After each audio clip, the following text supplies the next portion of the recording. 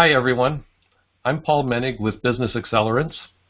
Each session I bring you insights from business people as they deal with the 7 forces and the 8 drivers of value. This session we are going to talk about the internal forces of friction that need to be overcome and an important tool for creating and tracking strategy. I have Carl Cox with me. He's the CEO of North America for Cascade Strategy. Welcome, Carl. Please tell us a little bit about your background and about Cascade.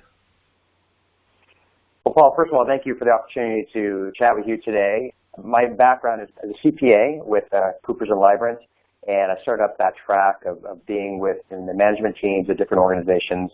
And ultimately, I ended up moving into an operations role and having kind of a dual accounting and as well as the operations piece.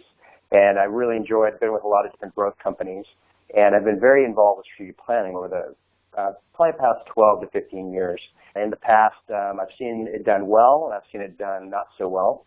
And through that experience, my most recent company, David Fritz Automation, we had effectively grown from 70 to 450 employees in 3 years, and that we were asking ourselves, there has to be a better way to ultimately track our strategic plan. We were used to doing it on Word, PowerPoint, and Excel, and ultimately we found Cascade Strategy, which is where I'm with today. And effectively, Mike Fritz and I, we helped basically get the U.S. office opened up for Cascade Strategy, which is based out of Sydney, Australia.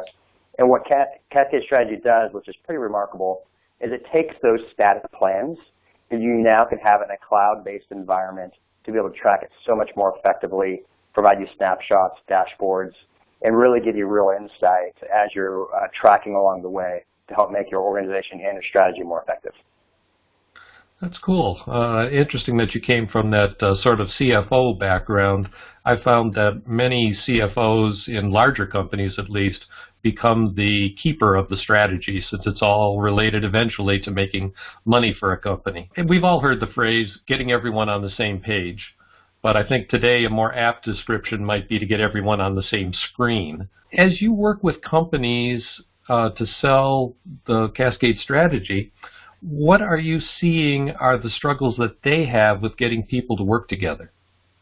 One of the biggest challenges is not the screen itself, it's actually making time to look at it.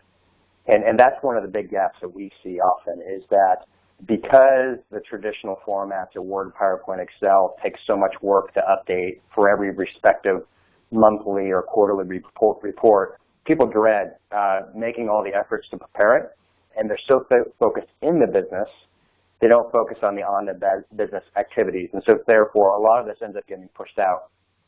What Cascade helps do is help provide alignment, and so everybody can see where things are tracking. And so when you actually show up to these meetings, unless you update the tool, it's going to already tell you you're falling behind. And so it helps create a really positive peer accountability with different teams, so you can actually help, not just see, but help each other, each maintain their goals and their strategy of what they're trying to accomplish. That's interesting that you mentioned Excel and mentioned looking at the different things. I just got an email this morning from one of my clients asking me, well, can I go into this spreadsheet and make sure it gets updated for the strategy review tomorrow afternoon? And I said, yeah, sure. And you're right. None of us, even as the consultant to that company, I don't look at it, and I'm not paying attention to everybody else's strategies and what they're doing, other than when I sit through the strategy meeting and maybe have a follow-up or something. I've worked with a lot of startups, and I've preached the need for at least a one-page plan. And a lot of people have heard of Verne Harnish and Gazelles and their one-page strategic plan. I even offer the one-page business plan myself from a different company. On the other hand, I had one startup client recently that was frozen, trying to figure things out and make a plan. I recommended they just get out and make a sale. And that was heretical for me to suggest. When do you think a company should be using Cascade to do something with all of its features and power? That's an interesting question. What we see, it's interesting, we have a really broad array of clients. We have clients that are just individuals, meaning sole proprietors. We have individuals who are like they're in charge of strategy, and they manage the strategy and use Cascade as that tool. I think when Cascade really has its power is when you have effectively a senior team in play. You have 4 to 5 plus individuals that are trying to work together to help drive a strategy. And with that, when you get to that kind of mass, you end up finding that it's really hard to keep communication, right? Each additional person is a multiplier of challenge and conflict with communication, keeping up to date, seeing what's taking place. And so with those different organizations, what I like to see with organizations is stop spending so much time as figure out what is going on, actually try to figure out why is it going on. The number one reason why people don't keep up with strategic planning is due to time. That's been shown time and time again. It is the number one reason, so therefore people don't make updates. What our tool helps is reduce the time it takes to make updates. So therefore your ability to actually keep track of what's going on a regular basis helps make our tool actually really powerful at the saving of time. And then the second element behind it is actually putting different tools and integrate it with it. Using a tool called Zapier, we can integrate with over 1,000 different type of tools, and effectively you can put anything into you could put in a CSV or Excel file. We could bring in anything. And then you can actually look at one area. It can kind of be your one-stop shopping place, so to speak, and looking at all your key data, your KPIs, and really focus on the critical things that matter. You and I are both using the term strategic plan, and a lot of people don't like that term. They probably don't like the word tactical plan either. But I just tweeted this morning, what's your game plan for this week in the business? Did your favorite sports team win on Saturday or Sunday? We all have no troubles with talking about game plans, and I've been trying to take game and turn it into grow and make earnings as a plan. And so if we could get people to look at their game plan more often, I think that would be absolutely great. I like your Zapier interfaces as well. I've not tried a Zap yet, but I've investigated it to look at some different things that I'm doing, and the ability to automate things and make it all come in one place without having it be labor intensive, I think is great. One of the things that I like about Cascade compared to some other things that I've seen is that it specifically includes something on the values for the company. Many of the systems I see don't have that, yet every day we're hearing about on the news about the culture of a company with something other than what they profess to the public. What can you tell us about the values section of Cascade and why that even got in there? At its core, we really believe you have to, no strategic plan actually works. No strategy works if everybody isn't on the same page, and that comes to the being side of who you are. So the strategic plan at the end of the day is the doing side. We're going to do this, we're going to do that, we're going to go from A to B, and this is how we're going to get there.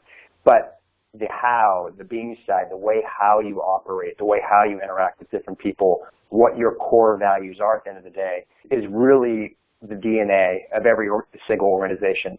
And by saying that explicitly, here's our 3 or 4 or 5 different core values, and this is our actual mission that we're driving towards, then all of a sudden there's a real sense of excitement that the strategic plan is not just about meeting an annual operating plan, or it's not just about generating a new plan. It's about really making a difference in whatever it may be.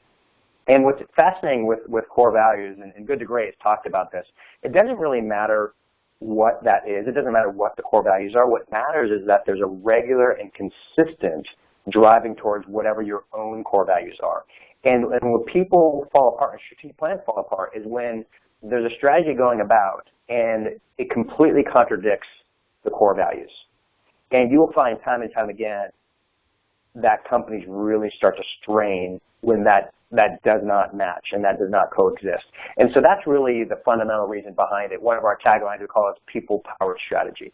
We don't want just the executives to be in charge, and we want everybody throughout the organization to really live and breathe it. And you do that by not only having a plan, but seeing what your true north is and what direction you're trying to head. And those operational being side type behaviors really help get people feel like there's true alignment in what they're trying to do. That's a good lead into my next question, because I've worked with the corporate world, the global 100 companies, Daimler, Eaton, General Electric. And so they're spread out all across the world. Sales in one region, suppliers on another continent, developers in Russia and Canada. What are some experiences for managing on a global scale then versus the one or two person startup and empowering people globally to make the right decisions? That's interesting. Well, one of the things that's really I've enjoyed being a part of Cascade is we've started out, so to speak, internationally. We're based out of Sydney, Australia, and it's interesting the mindset of foreign-based organizations, such as somebody like Australia, which regularly trades with so many different countries, and they do so thinking outwardly and how they can interact and be more effective with it, as opposed to many U.S.-based centric organizations just think U.S. first and kind of the world is everything else. Through that mindset that we've had, we already have 1,000 clients in 66 different countries, and it's because of the cloud-based interface that no matter where you are in the world, and we do this all the time with Australia. We have a team in Korea. We have basically consultants throughout the world that we're working with. And we could pull up Cascade and talk as a team and looking at one tool, one strategic plan, what's taking place. And that, I think, has a tremendous amount of really aligning the values and also being able to see everything with just basically open up your web browser. That's been great for me. I don't know if you are familiar with NetSuite, who's now been acquired by Oracle, but over a decade ago, I found that organization, and that was really a tremendous experience for me because I used to just only be able to see the accounting only when I was at the home site in the past, unless I had a very, very expensive system that was put in place. NetSuite was an easy to deploy, cost-effective solution for that. Cascade has effectively done the same thing, but on the strategic level. It's been able, now we can say, for a very quick, easy, cheap way, we can now see the entire strategic plan throughout the world, no matter where we're at. Today, we don't just serve clients here in Portland, Oregon. We're serving all throughout North America. So having the ability to be able to have that cloud base, you can then, once again, see it one time, and I think it just makes, once again, that whole alignment thing you were referring to and the effectiveness around it just makes it so much more easy to do. So that's interesting. So 66 countries for customers. How many countries do you have employees in or distributors or something? I wish I had the count for that right now, so I don't want to quote. Let's assume it's more. Let's assume it's more than Australia and the United States, then, right? Yes, yeah. I would say we probably have consultants in at least 10 to 15 different countries where they're quote-unquote selling our tool or at least leveraging it for their own use. Yeah. And so it's pretty effective from that standpoint. You obviously use Cascade Strategy yourself within Cascade Strategy. And do you have a weekly or a monthly, or how do you handle your own review of your strategic plan and your progress? So I really believe no matter what you're selling, you got to walk your own walk, right? Or eat your own dog food, if you may. And we definitely do that here at Cascade. So we regularly use Cascade. What we do is we have an annual strategic planning process. Really, that's kind of similar. But then we chunk it down into quarterly goals. And we look at, okay, what quarterly goals do we need to accomplish now to help make sure we're going to move forward in the future to help meet that annual strategic plan. And then from there, then we develop, each person will have 1 to 3 different strategies that they're going to work on each quarter. And then from that, we try to get to a weekly commitment. Okay, what are you going to commit today to help meet the goal that's going to get you to the end of the quarter's accomplishment? And we have actually a weekly, we call it Jimmy John Friday here at our Portland office. We actually get some sandwiches. Everybody is expected to provide their updates, and then we go review during lunch how we're doing with our strategic plan. It really creates 2 things, really good alignment. And what you'll find a lot of times is when a goal is written down, there's sometimes some ambiguity as to what we're really trying to accomplish. And then during those meetings, we help provide each other, we give input, we talk about the challenges that we're having, and more importantly, we could correct things much faster than we would have if we would have waited monthly or quarterly for those things, never mind annually. And so that's what we do in the Portland office. Here for Australia, it's pretty similar. What we do, it's a little bit different because we have so many more people involved with it. But effectively, the Australian team will open up all of our dashboards and key performance indicators.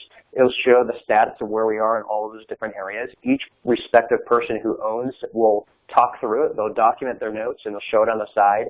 And it really helps provide, once again, a great touch point and an understanding of how we're tracking, how we're measuring towards meeting not only our strategic, but also some of our operational metrics as well. That alignment, let me pursue that in a moment. When I was at Daimler Trucks, one of the last things we did, we had a group of about 1,000 engineers. My group was around 200 engineers. I was one of about 5 main chiefs in that group. And my boss we literally had a big spreadsheet on his wall where we sat and we put each of our sets of goals. We had our strategy and things, and we were looking for interlinks. I don't know if that's a good word or not, between each of our different departments to see, okay, if I'm doing this and I need your help with that, what am I going to do? And making sure that our goals were aligned, that they weren't just separate, independent goals that nobody cared about. I would expect that Cascade helps me with that, but it's still up to the person in charge, a manager at some level, to make sure that, well, okay, you've got this goal, but you need to, align with that goal, kind of thing. Can you talk about that a little? Yeah, so that's a really good point. Well, you hope through any type of strategic planning process that you're trying to remove silos, not create silos.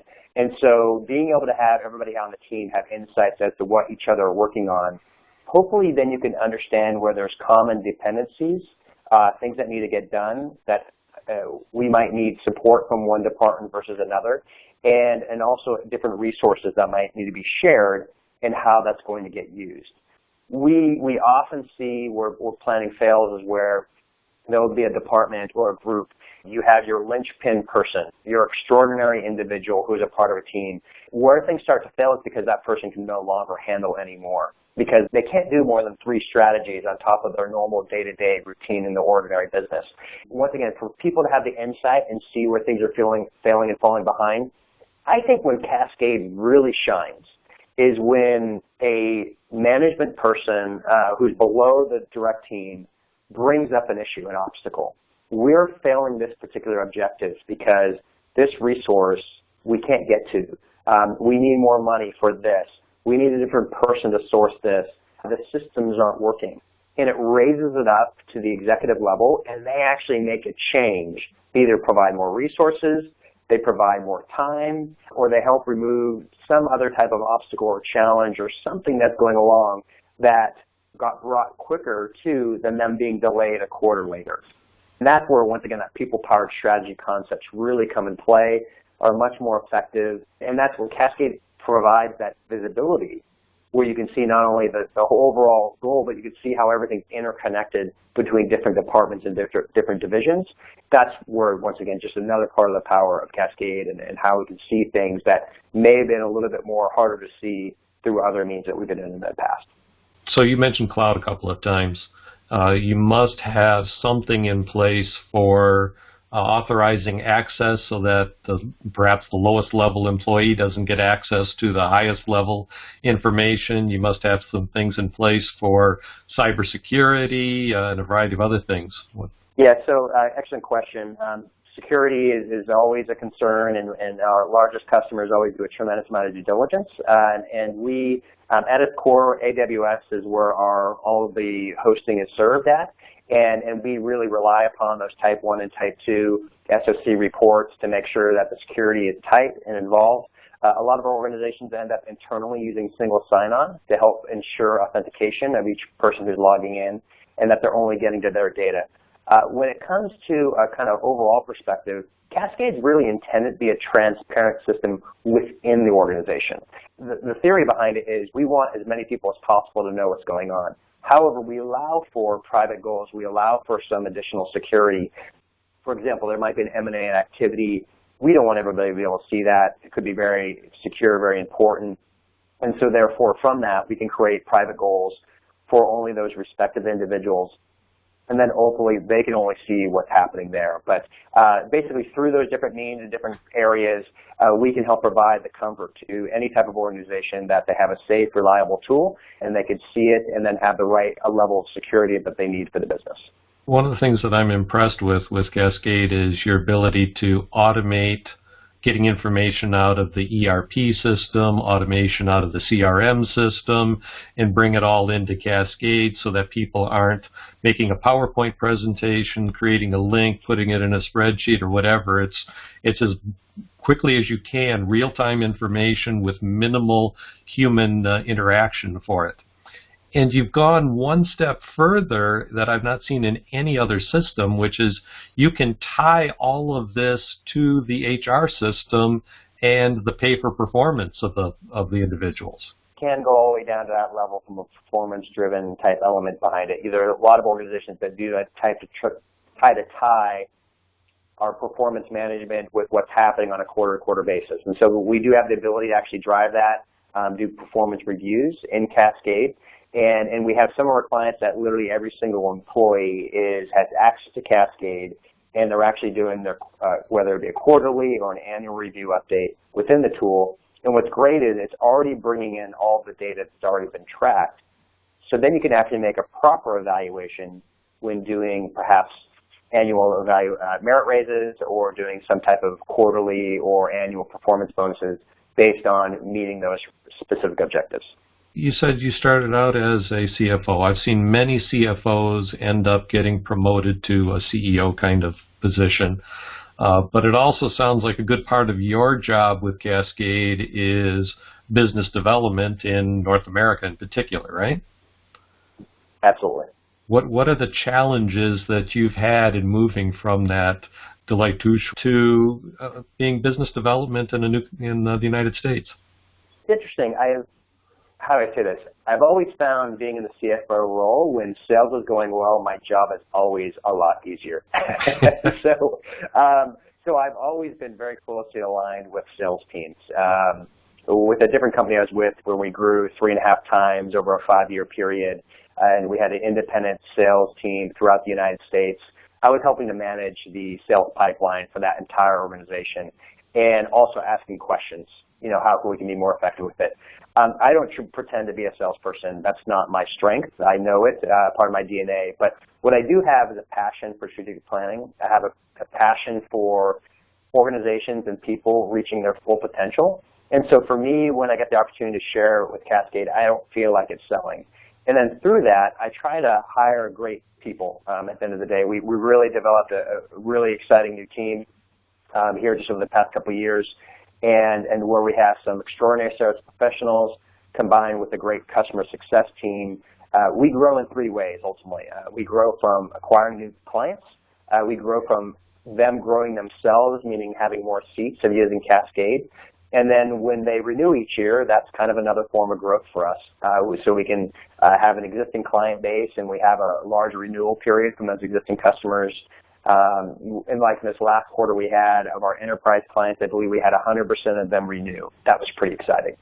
So we're doing all those different elements behind it. And really, I found for myself, once again, knowing that I'm not the best salesperson in the world, I try to make sure that I'm removing their obstacles, giving them the resources they need, and helping them be successful. And I kind of get out of the way. And then through that, we've had excellent growth. We've gone from basically just had a handful of clients when I first started, and we now almost have 250 clients here in the U.S. and North America. That's great. I like that 100% renewal. You're pretty well read. You've got your own podcast, vidcast, or something on the Cascade Strategy website where you're reporting on certain books. How many books have you now read in the last 1 or 2 years as part of that effort? Yeah, that was a pretty fun little experiment. So historically, I was a decent reader, not a great reader. 8 to 12 books a year. I know that's above the kind of average, but and I do a lot of different type of learning or readings. I never really kind of went all in into really trying to drive, and there was a couple different books that helped drive me to let's try something new. There was a 10X book by Grant Cardone, and there was an article out there about CEOs read 100 books a year, and so I put that challenge before myself. And this is the difference between, I like to say, there's a committed goal and a stretch goal. And so I set the stretch goal, actually said it publicly, that I'm going to read 100 books in a year, and I failed. I didn't get to all 100 books. I got to 78 books in a year. And I can admit, a lot of people say I don't read because I do a lot of audiobooks. I don't like to sit down a whole lot. I like to drive and move forward, if you may, and I did a lot of those through that. But 78 books was an incredible accomplishment, and then when you actually get the opportunity to read, talk with authors, including reading your book, yours was one of those 78 that was included with it. It's fun because we can just provide those insights to our clients. The more you can educate and teach and learn yourself. I'm doing this one from a personal level, but I'm also doing it from my client perspective, and then you just get to impart that knowledge with them, and it just helps create this. We're at its core, we're a product company that, I like to say, we provide tactical insights to driving the strategy to be more effective. But we find often, because all we do all day is strategic planning, we do have a fair amount of clients that are asking us strategic consulting for them on the execution side of how can we be more effective with it, how can we do things. And I think this reading part with it, we also do like a strengths finder kind of review when we hire people, and we like to make sure that learner is in there. So meaning our expectation is that we're a learning organization. We like to have curiosity, and because the reality is every single strategic plan we see is different. We haven't seen one identical strategic plan once, so therefore our teams have to be very thoughtful and realize that we're not the experts, they're the experts on what they do, and we provide them their insights to help make sure that their plans can be more effectively done. And that's a lot of fun for us, and that's where the reading has helped kind of dive in and drive towards things to be more effective. And it's been a tremendous value. I've almost got to the 100. I'll be there in a couple months here to get fully 100 in 18 months. And I think going forward, I'm going to try to drive closer to 50 books per year, about one a week. I think that's kind of more the optimum value. I actually read, I think Bill Gates is closer to that amount. And you learn, it is tough to do 100 in a year. And you could actually retain a little bit more and spend some more notes on it as opposed to just driving to get it done. But I think every single time I've taken at least one good nugget out of every single book that I've read. And then the hard part is trying to apply it, right? And see what you can make yourself better with. I can recommend one thing for you. It's an organization called Business Book Summaries. They take a book and condense it down to 8 to 12 pages. I'm a dominant style in the DISC, and I have trouble wading through some of the stories and the repetition in a book, and I want to get to the kernel of what it is very quickly, and that's a good way for me to get the essence of the book. And if I really want to, I can read the whole book then after that. So consider that. Yep. Audiobooks, great idea. I appreciate it. Yeah, audiobooks are a great way. That's not cheating. That is definitely the way that people are going. I'm listening to lots of podcasts and other things. I've got my son's best friend and best man at his wedding. He has his own company that he's doing, creating audiobooks and things. So it's a great way to go nowadays. There's a lot of wasted time when we could be listening to books and get some idea of what's going on. What would be Cascade's 1-minute pitch?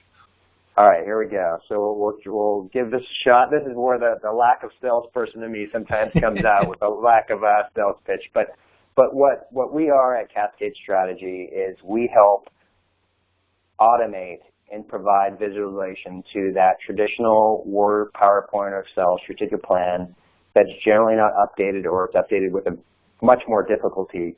And we have a wonderful cloud-based solution. So not only can you plan what you're doing, you can manage it throughout the period of time, and then you could track it through snapshot reports and through dashboards. And through those different elements, we've found organizations that have used it have had a tremendous amount of success. They tend to have a lot more success with actually meeting their plan because they can see along the year what the obstacles are and what different things they have to make changes to actually help make it work. Through that, if you actually have more information you'd like to learn about Cascade Strategy, please go to our website. You can just do a Google search of Cascade Strategy, or you can go to directly to our URL at www.executestrategy.net. Okay. If anybody wants to reach out to you particularly, you're on LinkedIn probably, or email, or what's the best way for them to reach you? Multiple different ways. They can reach through email. It's Carl, C-A-R-L, at executestrategy.net.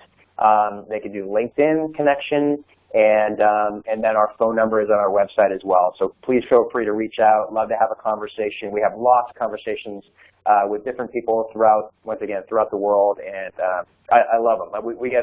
I think I have one of the best jobs in the world. I get to all day long talk to basically C-level executives and their direct reports on best effective methods for strategic planning.